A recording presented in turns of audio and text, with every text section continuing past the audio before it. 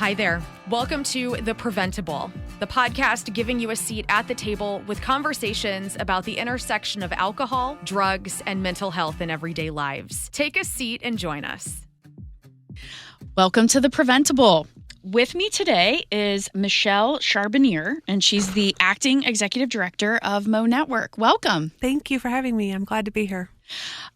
So first of all, MONetwork, I know what it is, but give like a general elevator speech when you're talking to people who've never heard of it.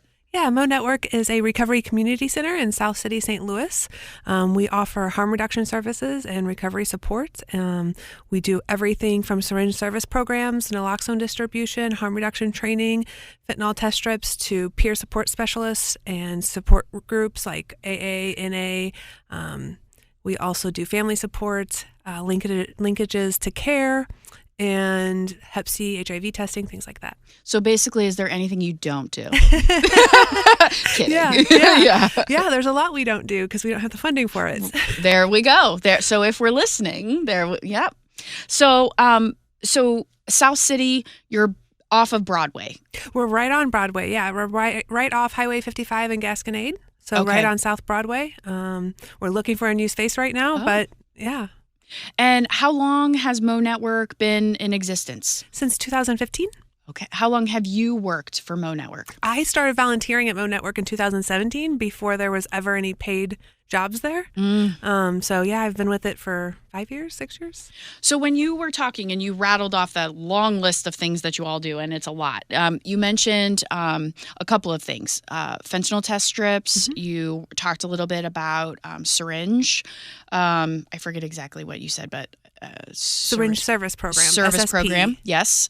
And I'm choosing my words carefully because it's a hot topic, and I'd like to talk about that in a minute. Yeah. And both of those strategies, both the fentanyl test strips and the syringe stuff, really fall underneath the umbrella term you used called harm reduction. Correct. Right? So could you talk a little bit about the evolution of harm reduction? And I don't need data points or anything like that, but for the person who has no idea, like really what harm reduction is, because it's a word that is thrown around a lot right now.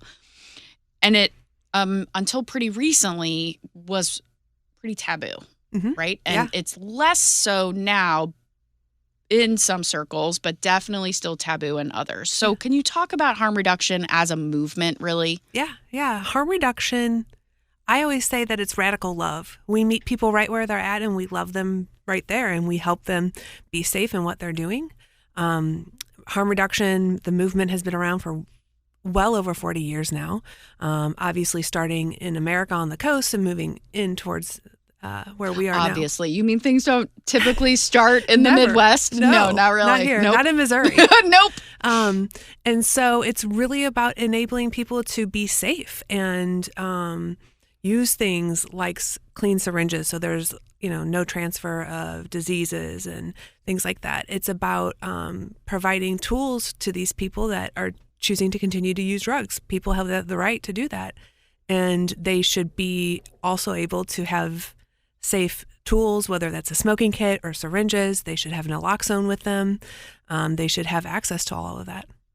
I think I first really understood, and I'm not an expert on it, but I think I first started to really understand what harm reduction is by talking with Dr. Cunningham, because she was able to explain to me, a pretty diehard preventionist, that harm reduction is keeping people alive and safe, and that might be it.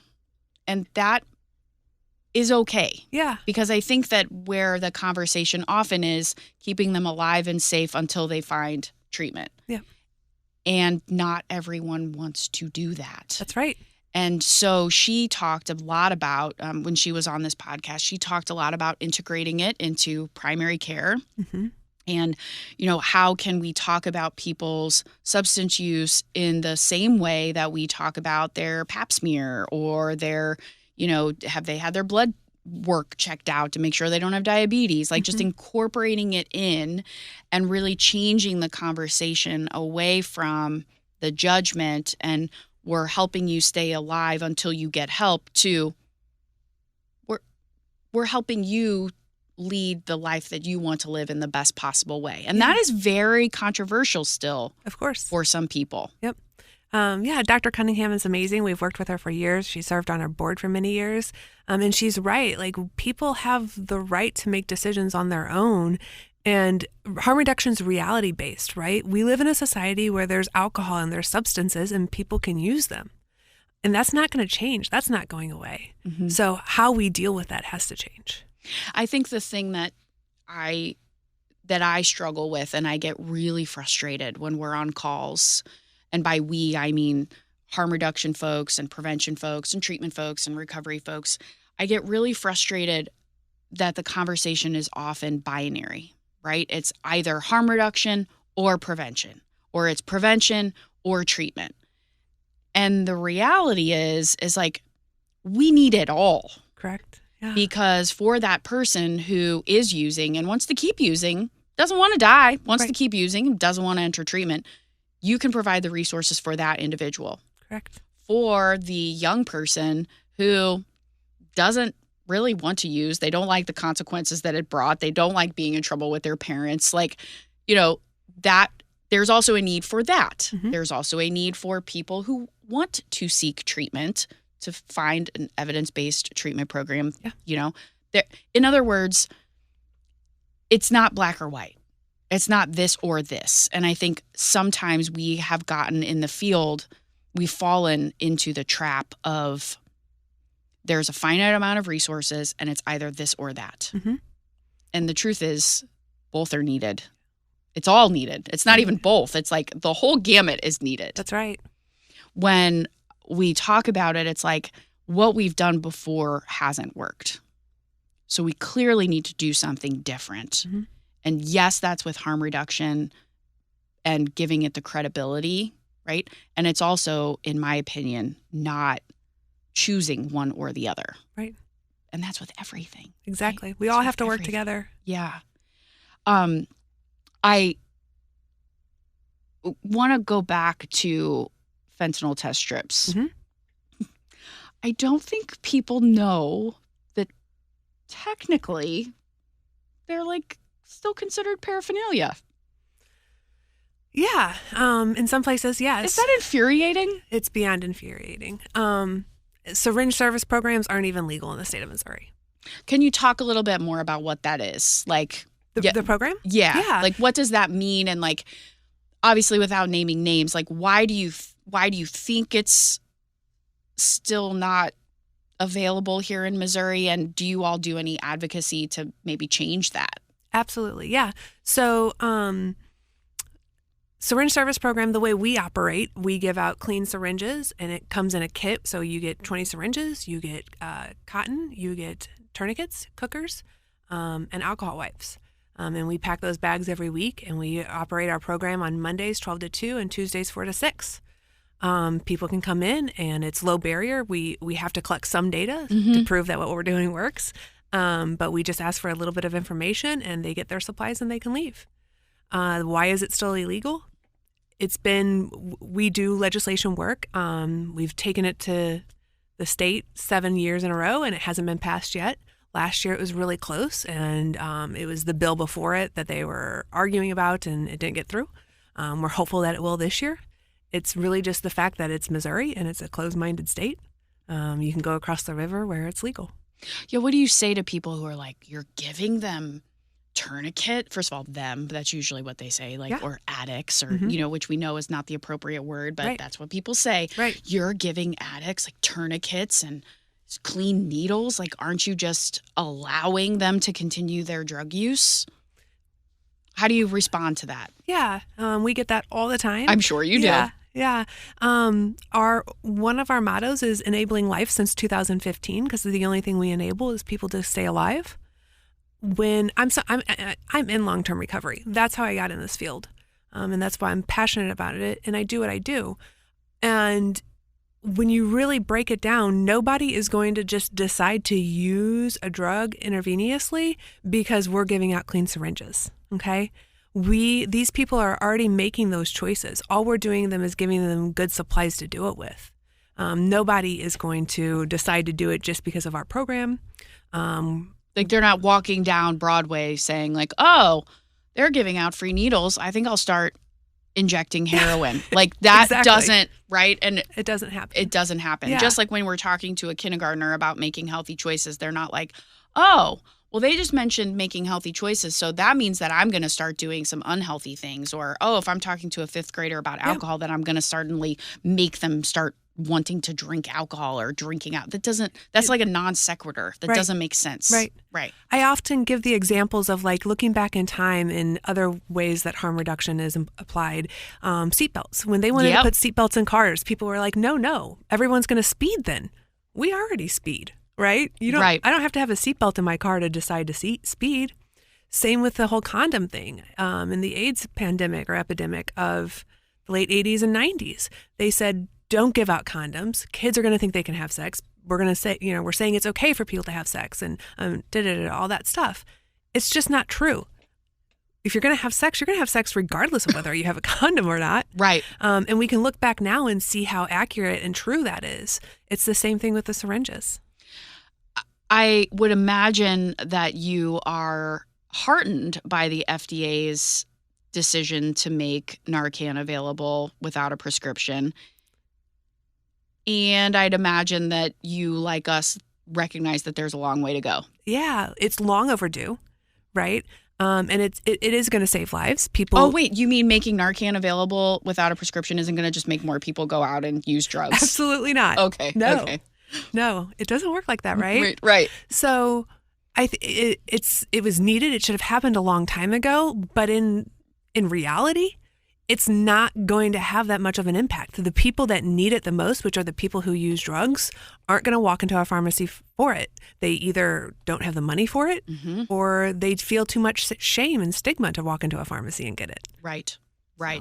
Yeah, the day after that, or actually that day, we had some press asking us like, how excited are you about this? And yeah, like it's a strategy, right? Sure. This is a strategy, just like we were talking about. And until we really look at the cost and the access, we're not really making that much of a difference, right? As a matter of fact, I had one board member ask me that night. He called me and he said, "So, I mean, do you think this is like really gonna help you all? Like, are you gonna have to change course and like not distribute naloxone at all since they can get it from a pharmacy?" And I'm like, "Oh, no," because to your point, the people who need it the most are not. They're not going to go to CVS and go in and say, "Hey, can I have some Narcan, please? I'm going to go use." Like they're not going to do that. Yep. I think. Go ahead. My greatest hope is that it's going to impact families, loved ones of people who use drugs. Absolutely. I think they'll be the ones going to the pharmacies and purchasing it and then having it on hand. Absolutely. I think that's where it's going to make the difference. But it's definitely not a big picture solution. Yeah, it's a tactic. It's definitely not the end all be all. So speaking of families, I asked you before you came in here, like, you work with Kathy, right?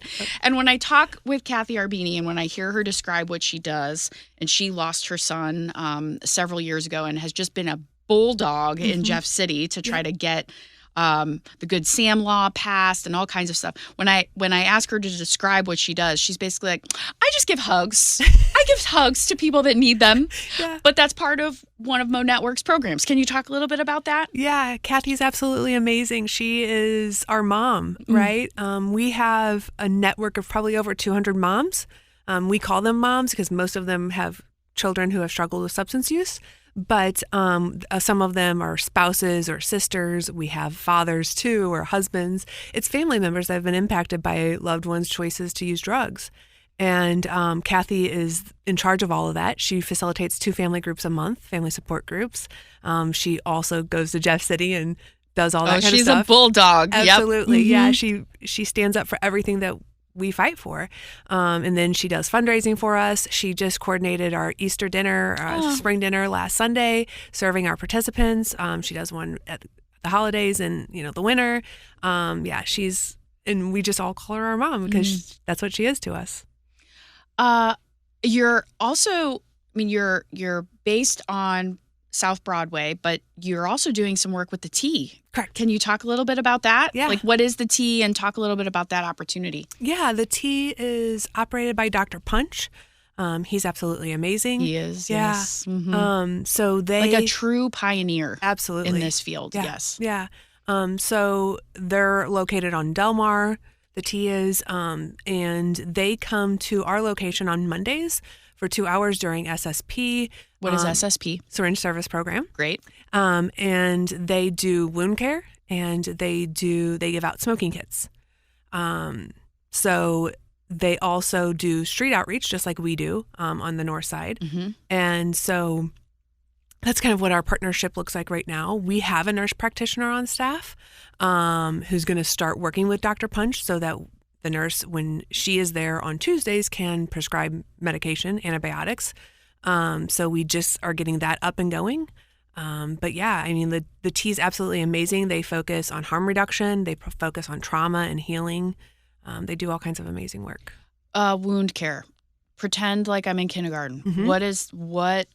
What does that have to do with anything? Yeah, so people who use drugs can be impacted by abscesses and wounds and all kinds of different issues. So we hired the nurse practitioner to come in and just start seeing our participants individually.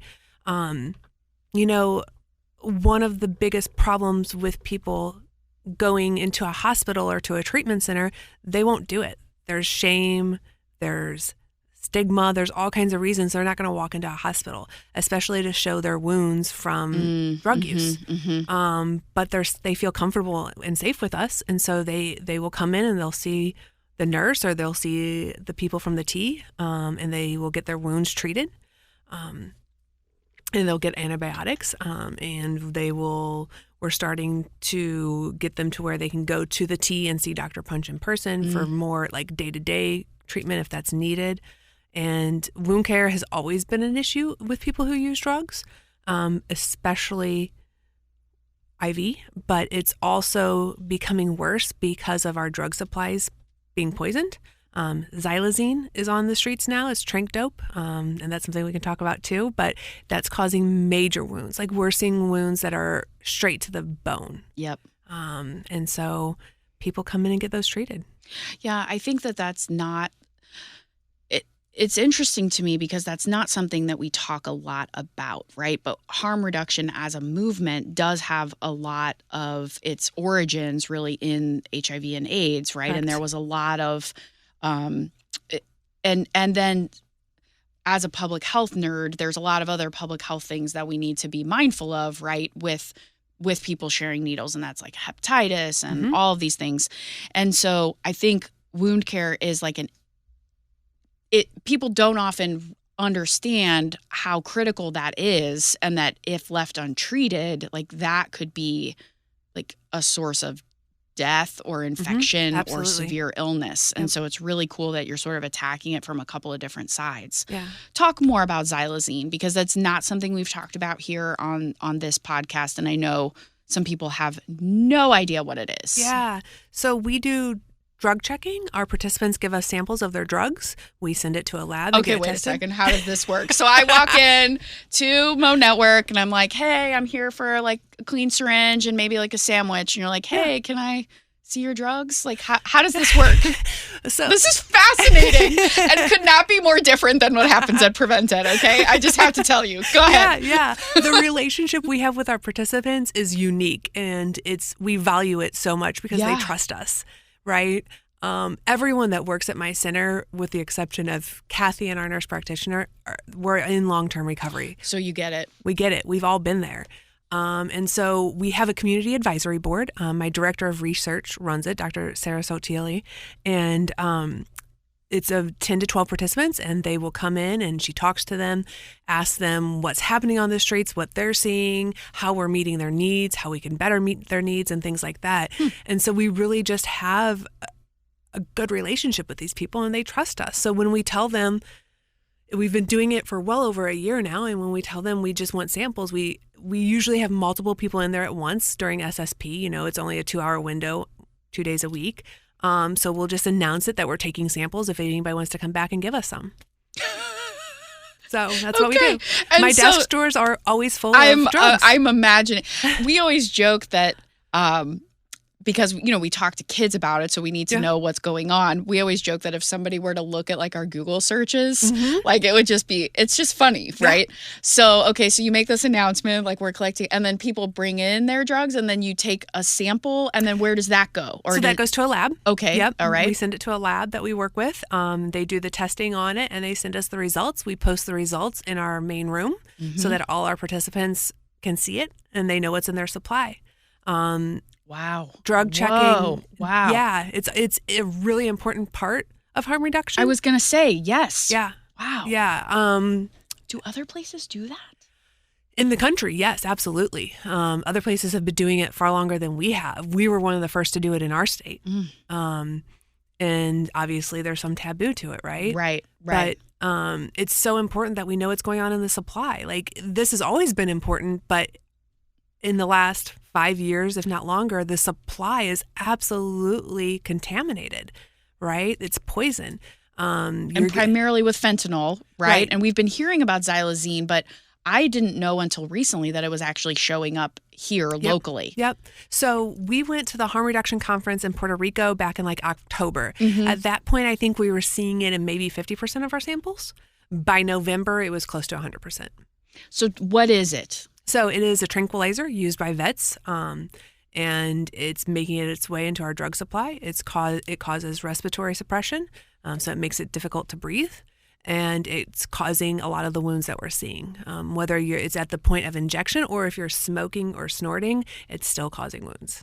The best way, and this might not resonate with some people, but the best way that I can even like pretend to describe it would be like what people freaked out about with crocodile several years ago, where it would like actually like eat flesh, right? And what its purpose is to put animals to sleep before like a procedure or something. So that part makes sense with the respiratory depression. Like, how does it disintegrate that? Like, what does it cuts off the oxygen supply to those areas of the skin. Wow. And I know the DEA, for example, just released like a advisory that said like it's here and it's and do you have folks, your participants as you call them, do you have them talking about like, do they share at all their fear that these new things are coming in? And do they share a fear that they could get something laced with fentanyl without their knowledge and then they could die? Because I think some people think, well, they have a death wish. No, they don't. No, they don't. No. Right. No. That's why you have fentanyl test strips. That we give test strips out to people that are using stimulants or maybe some sort of pill, like a benzo or Adderall or something like that. We give test strips to those people so that they can test their supply before they use it and make sure there isn't fentanyl in it. But yeah, it's a concern. It's a major concern. People, if you're going to use a stimulant, what you think is cocaine, and you snort it or whatever, however you use it, and you don't know there's fentanyl in it, there's a good chance you're going to die from an overdose. Did you ever think you'd be doing this job? Absolutely not. I was going to say, I mean, I feel like probably 75% of your job is just dispelling myths. Yes. And trying to swallow really hard so you don't punch someone out. Okay. I can talk a little bit, if you would like, about your trajectory, because this has to be a major holy shit, I cannot believe I'm doing this for a living. And I cannot believe I'm talking to lawmakers in Jeff City about why they need clean syringes or why they need fill in the blank. This is major. Yeah. Yeah. Before I found recovery, I absolutely had no interest in this field at all. And what did you want to be? I studied business management and entrepreneurship. I did insurance and marketing before I got into this field. So anything in business. Yeah. Okay. Yeah. Okay. And then I found recovery for myself, and I wanted to help other people, and I started volunteering. And so it's kind of been a natural progression over the last 5 or 6 years that I've been at MONetwork. But I mean, looking at the big picture, no, I never thought I would be here doing this and talking about this. But as soon as I went to MONetwork and heard about what they did and understood it, I was 100% on board. Like, it just makes sense. Like, to me, this is just common sense. This is logical, and this is how we should address the problem. So how do you keep calm when you know that it's common sense? Yeah.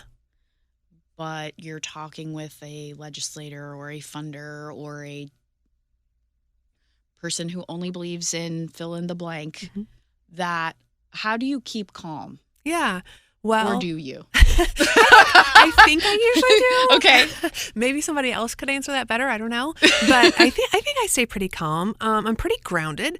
I'm also a yoga teacher. I don't actually teach any classes right now, but I'm trained. So that's a big tool of mine, right? Meditation, breath work, centering myself, and just knowing that what I'm doing is right. And there's a lot of ignorance out there. There's a lot of people that just don't know. And I'm just here to educate them. Is there a you in the rural community? In Missouri? We are one of just a handful of SSPs in Missouri. Gotcha. What's your vision? Because I mean, as acting executive director, I'm sure you're putting out a lot of fires. You're starting some fires. You're, worried about funding, right? Exactly. You're worried about funding. You're trying to manage the volunteers and your staff and all of that. What does the next, 5 years look like for MONetwork? Yeah. Continue to get more funding. The funding we have now is amazing. Like, to look at where we were 5 years ago to compare it to now is just amazing. Get more funding and expand our services. We need to reach out to North City more than we are. That's the area impacted the most right now. So expand our street outreach. Big picture for me would be like a safe consumption site, right? Oh, wow.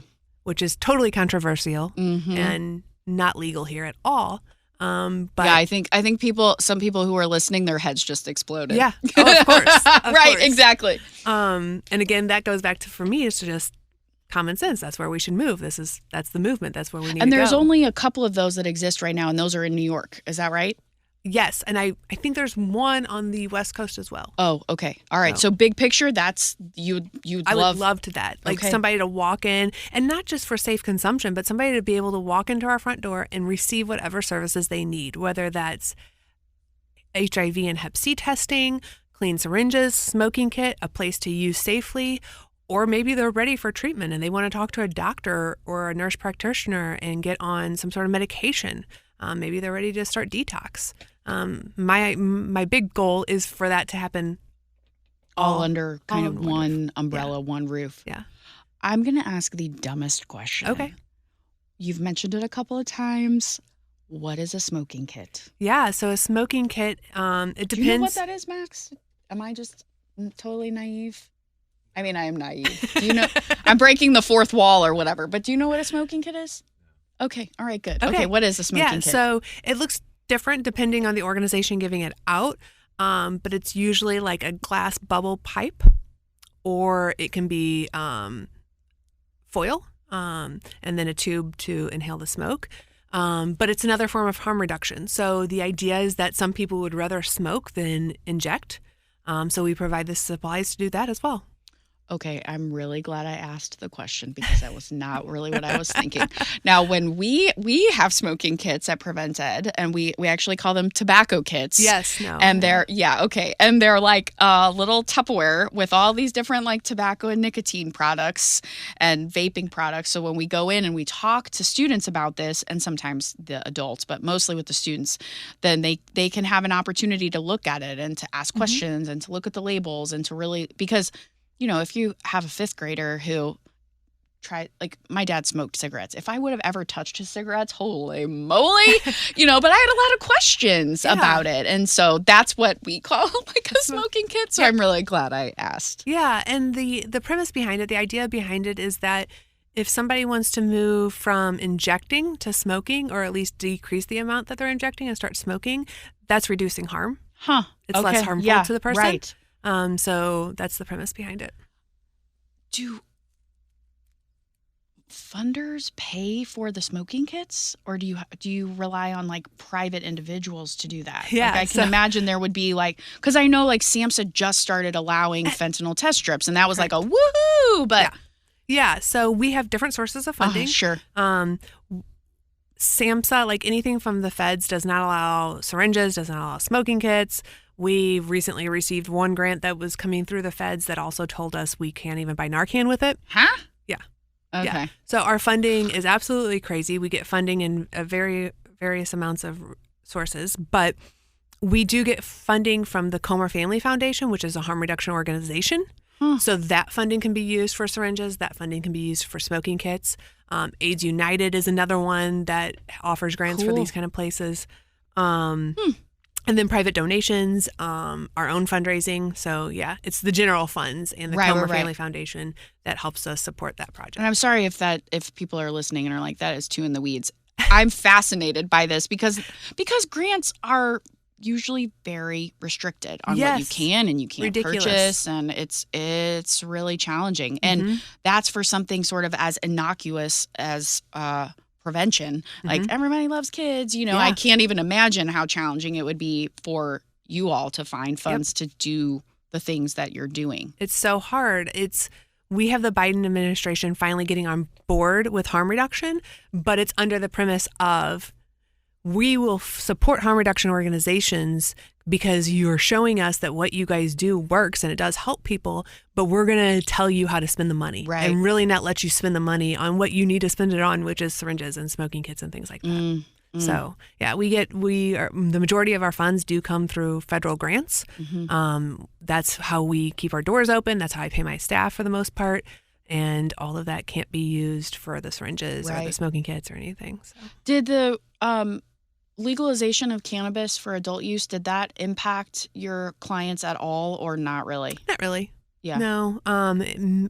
Possibly, anyone that may have already been facing legal issues for it may have in that way impacted them, but not really. Not really. No. Do you assist people with that at all or sort of direct them, like if they are facing any sort of legal challenges, or is that really another org? We will do our best to educate them on the laws or how they can educate themselves on the laws, but we don't provide any type of assistance, like any type of lawyers or anything like that. So we'll give referrals.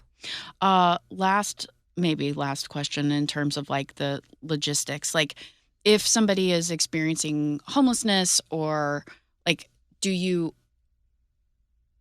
offer referrals to housing or do you ask those things? Because I feel, here's what it seems like to me, that if I'm walking into your organization, I'm going to probably be faced with like the least amount of judgment that I've ever been met with. And so I can imagine that it might feel weird to be like, do you have a place to stay? But like, because maybe some people like really like their current situation and they're happy with what's happening. But also we in St. Louis have an incredible lack of housing resources, especially if you have like kids or an animal or anything like that. So do you have sort of like relationships with homeless shelters and St. Patrick's Center, Peter and Paul, places like that? One of my staff works at Peter and Paul. Oh, cool. Yeah. Okay. So when somebody comes in to receive services from us, we have iPads where they get on and they have to enter their information, and it does ask questions about housing along with other questions. But we give them the iPad to do that. We'll assist them if they want us to, but trying to keep it private and discreet so that they don't necessarily have to answer the questions in front of everybody. But yeah, we do have relationships with the shelters and things like that. We don't have any special in, Yeah. It's a really sad situation here in St. Louis with that. But we have those, we know the resources. On Tuesdays, we actually have St. Patrick's Center at MONetwork during SSP. Cool. They come in, they give out free bus passes. They help people get into the whole system for housing, all of that kind of stuff. So awesome. Yeah. Were there questions that I didn't ask you that you were like expecting me to ask you today? Like how on your drive here and you're probably like mentally preparing for this. Were there things that you thought I would ask that I didn't, that you get asked all the time? No, I think you've asked everything I get asked all the time. Okay. Yeah. Is there anything you wish people would ask you? How they can help. Okay. How can we help? Yeah. So we have a volunteer group on Facebook that people can join. And we put everything out there because we do volunteer packing of our supply bags every Sunday. We have volunteers come in during SSP on Mondays and Tuesdays. And then we have volunteers help us. We do a free lunch every Wednesday. We have volunteers help us with that. Volunteers can do street outreach as well. So we really are looking for people to come in and support us in that way. And so that would be by going to finding MONetwork on Facebook. Yep, or finding me on Facebook. Or one of the two. You. Okay, excellent. Yeah. Excellent. So, and then we're always willing to take cash. Yes, Absolutely. cash is king, right? Yep. Excellent. So that would go directly towards buying syringes, smoking kits, things like that. Those things that the grants cannot pay for. Correct. Yes. Yep. Yes. Thank you for being on. I mean, I had a lot of questions. Thank you for bearing with some of my questions. I think we talked about the fact that a couple years ago, this would not have happened. Mm-hmm. So I really appreciate you accepting the invitation to come on. Yeah. I am personally trying to learn more about harm reduction. Our organization is trying to think about how we can support the entire continuum in ways that make sense for us. Mm-hmm. We're certainly not trying to step outside of our mission. Right. We know that there's a place for everybody, and certainly there is more work than any of us can handle. Yeah. So how can we better refer? How can we continue to work with you all, I think is what we are really looking to do. So Thank you so much for agreeing to be on today. Absolutely. Thank you for having me. If you like what you heard and you want to learn more about MONetwork and more about Nichole, please consider rating, reviewing, and subscribing to this podcast. Just want to thank you again for being here, and thanks to our sponsor, Hubbard Radio, for making all of this possible. Thank you, Nichole. Thank you. Thanks for joining us at The Preventable, brought to you ad-free by Prevent+Ed. Prevent+Ed works to reduce or prevent the harms of alcohol and other drug use through education, intervention, and advocacy. Please visit their website at prevented.org. Like what you heard? Rate, review, and subscribe to stay up to date with what we are serving on The Preventable.